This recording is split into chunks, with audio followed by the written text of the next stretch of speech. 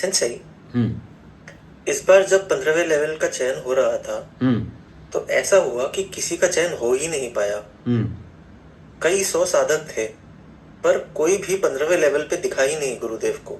हम्म तो भला सामूहिक रूप पे सेंसेई हम सब क्या गलती कर रहे हैं, हम में क्या कमी रह गई है कि किसी का भी चयन नहीं हो पाया।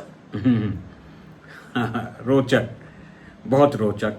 इसको एक साधारण उदाहरण से समझने में सुविधा होगी। चार दोस्त थे, हॉस्टल में रहते थे। चारों में बहुत अच्छी आदत थी कि वो डायरी लिखते थे प्रतिदिन। चारों फिल्म देखने गए। अब सबने अपने अपने अनुभव व्यक्त किए अपनी डायरी में। एक की डायरी में था कि जो फिल्म की हीरोइन थी उसको उसने रिझाया, प्रस्ताव रखा, नाच गाने गाए और विवाह का प्रस्ताव रखा, जिसे हीरोइन ने स्वीकार कर लिया। अब आते हैं दूसरे दोस्त पर। उसके भी वैसे ही अनुभव थे। उसने भी हीरोइन को रिझाया, उसके साथ डेट पर निकला, उसके साथ रंगरेलिया किया, शादी का प्रस्ताव रखा और उनकी शादी हो गई। तीसरा का भी वैसे ही मिलता जुलता अनुभव था। उसी तरह उसकी भी शादी हो गई। शादी के बाद तो बच्चे भी हो गए। चौथा जो था उसकी प्रक्रिया भी लगभग वैसी ही थी। वो भी डेट पर निकला, प्रस्ताव रखे, शादी हो गई, बच्चे हो गए, 2 बच्चे हो गए। एक बच्चा देश का राष्ट्रपति बन गया, दूसरा बच्चा वैज्ञानिक बन गया और दोनों पति पत्नी बहुत आनंद में जीवन जी रहे हैं। ऐसा अनुभव प्रायः हर व्यक्ति सपनों में देखा करता है, लेता है। क्या वो सत्य है? नहीं है।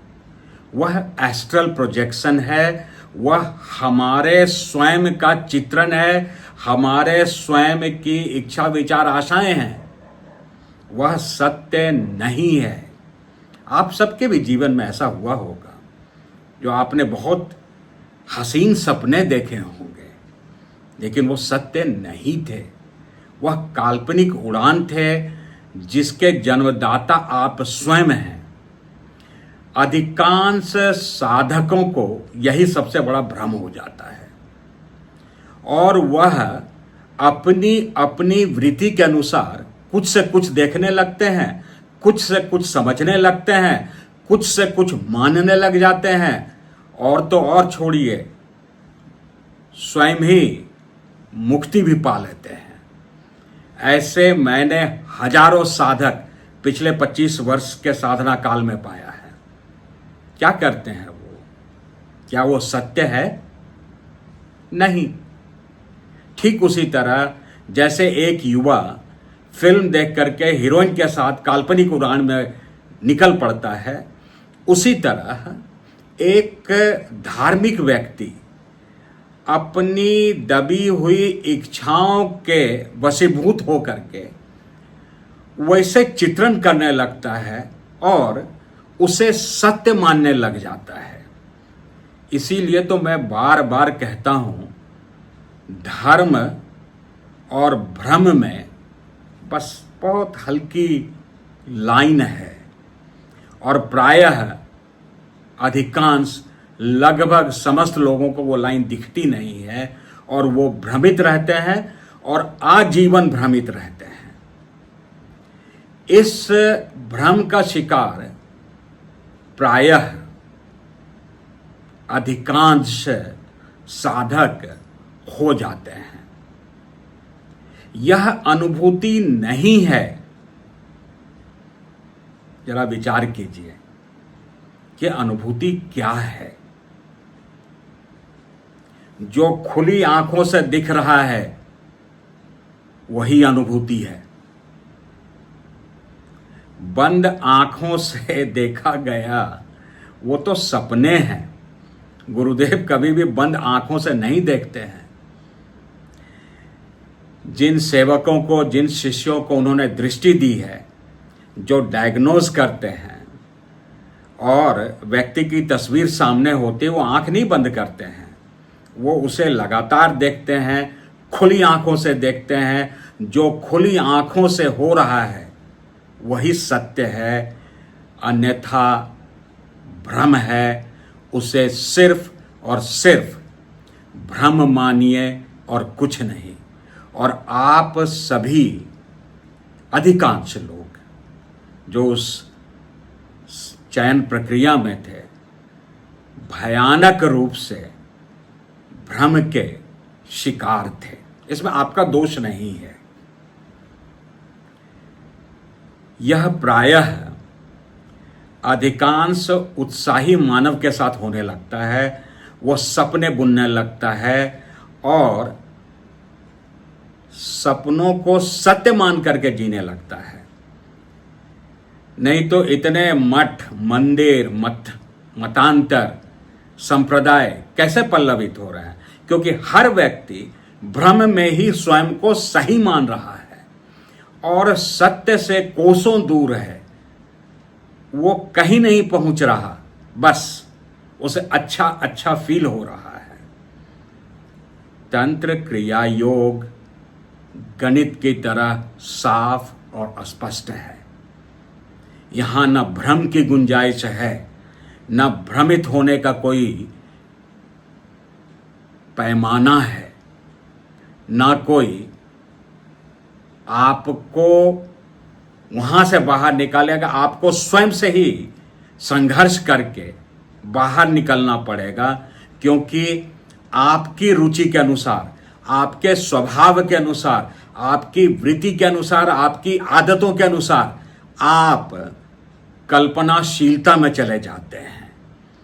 उन सब चीजों की कल्पना करने लगते हैं और वह सत्य नहीं होता है। आप उसे सत्य मानने लगते हैं।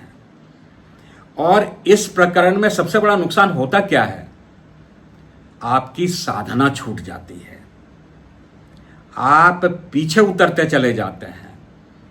देख करके काफी दुख हुआ कि जो स्तर 10वें से 15वें पे छलांग लगाने के लिए होना चाहिए था, आप छलांग लगा रहे हैं, लेकिन आगे की ओर नहीं, पीछे की ओर। आप सोच रहे हैं कि आप आगे जा रहे हैं, वास्तव में वह आपको पीछे धकेल रहा है, क्योंकि आप कल्पना में कुछ मान करके जी रहे हैं। और अगर नहीं रोका गया, नहीं टोका गया और आपने स्वयं को तुरंत चेक नहीं किया, तो आगे बढ़ने की बजाय बहुत पीछे चले जाएंगे। गुरुदेव ने इसीलिए बार बार कहा कि आप पाना चाहते हैं, शक्ति पाना चाहते हैं। क्यों पाना चाहते हैं? यह प्रश्न है। जीवन का लक्ष्य शक्ति तो है ही नहीं। वह तो स्वतः रूप से होगी जब आप कुछ नहीं होंगे, आप स्वयं को कुछ नहीं मान रहे होंगे, आप यह समझ रहे होंगे कि मैं साधना में मात्र एक छात्र हूं, साधक हूं, बस चल पड़ा हूं, कहीं नहीं पहुंचा हूं, मैं कुछ भी नहीं हूं। तब कुछ होने की प्रक्रिया शुरू होती है। आप अगर यह मान करके चलेंगे कि हम बहुत कुछ हैं, तो नहीं होगा। अब सवाल उठता है कि वह शिवत्व है क्या चीज? आकाश, कुछ नहीं, एम्प्टी, जहां से सब कुछ है। कुछ नहीं से ही सब कुछ है, कुछ नहीं से ही सब कुछ प्रकट है। और कुछ नहीं होने की प्रक्रिया शब्दों से समझ करके नहीं होगी। शब्दों में तो आप सभी पारंगत हो चुके हैं, आप समझते हैं, जानते हैं, लेकिन वह घटना आपके जीवन में घटित नहीं हो रही है, क्योंकि उसके लिए जो आवश्यक क्रियाएं करनी है वो आप नहीं कर रहे हैं। गुरुदेव बार बार कहते हैं दृष्टा। दृष्टा का अर्थ ही हुआ अक्रियाशीलता, अर्थात निर्लिप्तता। आप उसमें लिप्त नहीं हैं। और जब सपने आपको आ रहे हैं, जिसे आप अनुभूति मान रहे हैं, बंद आंखों से भी सपने देख रहे हैं और खुले आंखों से भी सपने देख रहे हैं और उसे सत्य मान रहे हैं, तो आप तो उसी जगह पर आप लिप्त हो गए। ऐसा मेरे जीवन में भी घटा था साधना के शुरुआती काल में, और मैंने तभी हाथ जोड़ दिए, जो दिखाना है, जो होना है, वह अगर भौतिक स्वरूप में नहीं हो रहा है तो मैं उसे सत्य मान ही नहीं सकता। और इस पर मैं दृढ़ होकर के अपनी जीवन यात्रा में आगे बढ़ा और लगातार ऐसे ही अनुभव जो खुली आंखों से, खुले नेत्रों से भौतिक जगत में होते रहे, उसका संकलन बनता चला गया। बस इतनी सी बात है, और कुछ नहीं हूं, यह प्रक्रिया में वास्तव में लगते ही आप कितने जगहों से आपको विरक्त होना पड़ेगा, अलग होना पड़ेगा। आप जरा विचार करके देखिए,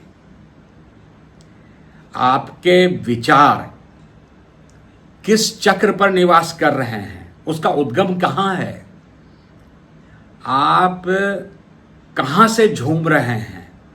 यह सब मानक और मापदंड हैं स्वयं का एग्जामिनेशन स्वयं ही लेने में। आपकी रुचि कहाँ है। एक उत्सव था, एक संगीत बजा, थोड़े स्थानीय स्तर का ब्रज की भाषा में वह गीत प्रस्तुत किया गया और सभी कोई उस पर थिरकने लग गए, झूमने लग गए। अधिकांश लोग, सभी तो नहीं, मैं देख रहा था कुछ लोग उससे में कुछ लोग उसमें लिप्त नहीं हो रहे थे। वह एक बहुत हल्का संगीत था और सभी उसमें लिप्त हो रहे हैं, नाच रहे हैं, गा रहे हैं। इसका अर्थ क्या हुआ? आपकी रुचि उन विषय पर है, अर्थात आप वही हैं। तो विकास कैसे मान लेंगे कि हो गया? अपनी रुचियों पर पैनी नजर रखिए कि आपका मन लगता कहाँ है, आप किन चीजों से अपना मनोरंजन ढूंढ रहे हैं। जब आपके विचार उन्नत हो जाएंगे, अर्थात जब आपका विकास हो वास्तव में होने लगेगा, जब आप शिवत्व की ओर बढ़ेंगे, तो आपका स्तर, वैचारिक स्तर तो स्वतः अपने आप ऊपर उठ जाएगा। आपके हर आचरण में, आपके हर कर्म में वह परिलक्षित होता रहेगा। एक व्यक्ति दरबार में ही किसी अन्य साधक को कह रहा था, यह सब तुम नहीं समझोगे, तुम अभी बच्चे हो। और वह सेवक डायग्नोस करता है, खुली आंखों से देखता है, जिसकी प्रशंसा गुरुदेव यदा कदा किया करते हैं। दूसरा जो कहीं और लिप्त है, वो उस पर कमेंट कर रहा है। अब विचार कीजिए, कौन कमेंट कर रहा है? ऐसी भाषा निकल क्यों रही है? विचार अर्थात आपका विकास का स्तर, जहां आपका जैसा विकास होगा, स्वतः आपकी रुचि वैसी होने लग जाएगी। या खुद से चेक कर लें। आप हल्की चीजों में आनंद उठा रहे हैं तो अभी आप छिछले हैं, छिछोरे हैं। आप गहन विषय पर मनन कर रहे हैं तो आप गहराई में उतरना जान गए हैं या सीख रहे हैं। इतना सरल है, स्वयं का परीक्षण करें। एक व्यक्ति आए, दरबार में मिले, उन्होंने कहा आशीर्वाद दीजिए कि हमारा चयन हो जाए 15वें लेवल पर। तो हम लोग बाबा माँ को अर्जी लगाओ, और मन मन में मुस्कुराया, हंसी आई, दया आया। आप क्यों मांगते हो? अगर आप में क्षमता होगी आपको वह बुला करके दे दिया जाएगा। आप खड़े होंगे, आप सबका ध्यान अपनी ओर खींच लेंगे। तो ऐसा क्या किया जाए? अब अगला प्रश्न खड़ा होता है कि वास्तव में आप शिवत्व की ओर बढ़ पाए, कुछ नहीं होने की ओर बढ़ पाए, कुछ नहीं, इसी संसार में रहते रहते, सब कुछ करते करते कुछ नहीं होने की प्रक्रिया क्या है? इस पर अगले चरण पर हम संक्षिप्त विवेचना करेंगे।